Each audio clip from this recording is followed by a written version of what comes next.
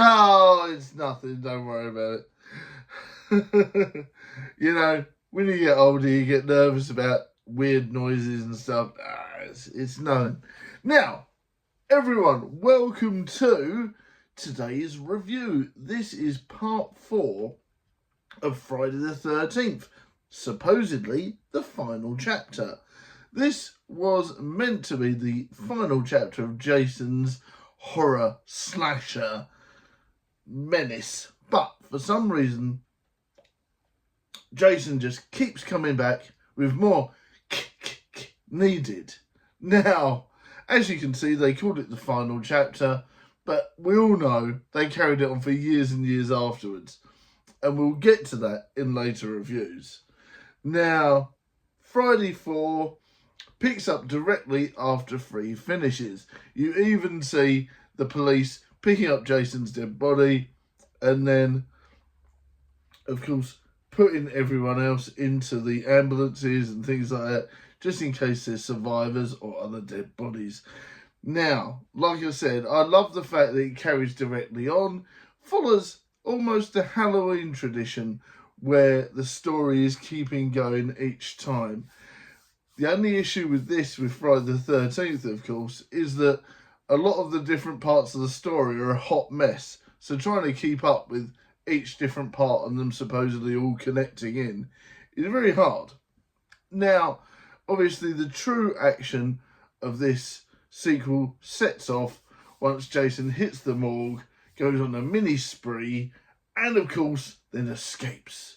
He goes missing from the morgue, ready to slash up a new batch of victims. And of course, as he goes missing, you know things are going to get brutal. Now, Jason feels a lot more brutal in this one. In other words, the kills are methodical and less of a gimmick.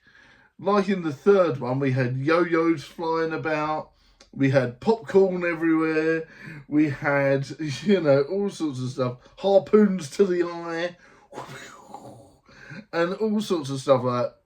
This seems a lot more brutal, close up, gory to a fashion, but very gritty. And I love it. It makes you feel like this has got something going for it. And it's ironic that it's the final chapter, that this is probably one of the best ones. Now, the full-on brutality of it is, of course, brought to us by the lovely Tom Savini, and his effects are back. Now, Tom Savini is one of the best practical effects guys going. So if you haven't heard of him, please look him up and you will be enlightened. Tom Savini is fantastic. And as you know from the show and previous reviews, I'm a big fan of practical effects. And Tom Savini is one of my favourites. I absolutely love the kill on the cinema screen that they did. Now, obviously, I'm not going to reveal too much of the plot line. It's a Friday the 13th. There's gore, there's Jason, there's hapless teenagers. I don't want to spoil too much of the story, but there's a particular bit where one of the campers slash, I suppose he'd be a, B&B'er now, but he basically is watching a film and he goes close to the screen and then all of a sudden the machete comes out of the, literally pierces the cinema screen and goes into him. And I love it because it was a really fun jump scare. Really made me freak out. I really loved it. So there is some nice inventive kills in this one. And it doesn't obviously have to rely on 3D gimmicks. It's some real thought into how Jason would act. I love the fact that in the previous ones, you get more of different weapons and stuff. But in this one, you sort of feel that Jason's more going towards the machete. It's ironic that everyone associates Jason's weapon as the machete. But in a lot of the earlier films, he barely uses a knife, so it's quite ironic, really. But yeah, those particular bits, I love the fact that There's a few jump scares in here as well. There's a bit where Jason's body moves when he's supposedly dead at the start of the film. And there's a few other jump scares that aren't related to dodgy 3D effects. And that really adds up to it. You know, it makes it nice to have a jump scare or two in a slasher. It really is. And I really liked it. Now, Corey Feldman from Lost Boys fame steals the show. If you've never seen Lost Boys, you've got to watch it. Corey Feldman is, of course, at his best in The Goonies and Lost Boys, but in this, really carries the film, you know. I'm not too sure if this was one of Corey's first films or which order they filmed it in, but Corey really does steal the show and really does help the story, and it's really good that there's like a professional actor on set, you know, to do it all. And his character's quite well evolved. You know, for a little kid, he's probably got the most sort of well-rounded character. He makes all the different horror masks, he's into video games, he's into all these different things that a normal kid would be into if they were into like spooky stuff. And he feels like he's a modern kid, really. So it does add to the timelessness of the film. Whereas all the teenagers are just up for a bit of the other. You know, Corey's character is a bit more well-rounded, and that does add to it. And, of course, you have somebody else that carrying the show, the lovely Crispin Glover. And he's the dad from Back to the Future, if you remember. And he's actually one of the more memorable characters of the film as well. So it does add that you start remembering some of the characters. And it's really interesting when you do that. Because with a lot of the Jason stuff and a lot of the kills and that, a lot of the people in it are throwaway. So it's nice that you've got some established actors again. And of course in the first one you had what's-his-face.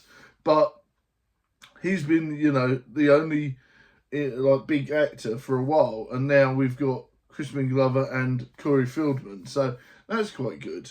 But, I mean, you'll have to let me know if there's any other big actors in the other ones. Now, it's a nice touch to have them in there, of course. This film has 13 kills in. Now, it being the last Friday the 13th, supposedly the final chapter, it does add to a bit of, you know, oh, okay. So they, you know, they wanted to do that as a bit of a homage and a bit of a nod. Or if it wasn't on purpose, that's quite ironic because of the way it goes. Now, it's quite cool because each one of those kills are very memorable. And I really enjoyed that fact. And it makes you think, oh yeah, they were finally getting to their stride. And then they're finishing it off, supposedly. I personally think the fact that it was such a good film and the fact that they wanted to go out on their best, that's what actually got them to make more. I think the studio went, actually, money talks, you've done really well, maybe we'll make some more. But of course, we'll talk about that more another time. So that was a nice touch. What do you think, guys? Should this have been the last one? Let me know. I'd love to know your thoughts. Was it the best since the original? I personally think so. It had that flair to it. There was less boring segments and more all action. And of course we got a nice bit of stuff here and there that tried to fit all the lore in together. Of course we had nothing about the fact that Mrs. Voorhees has now regained her head and now haunts Camp Crystal Lake.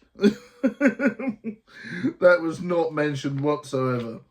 But I'm like, are they ever going to go back to this? Who knows? I don't think they do. So that's a real loose end. But yeah, I really love this one. Acting's great. Special effects are great. Kills are great. Pacing's better. And everyone's a bit more relatable. Like a real person. Even the sort of like teens that are just out for a bit of the other. There's a bit more relatability about them. They feel like real people, you know. They're not just victims on Jason's chopping block. They feel like real people. So I'm going to give this one a good solid 4 out of 5. One of my favourites since the original. Let me know your thoughts in the comments. Okay, guys? Thanks very much for watching.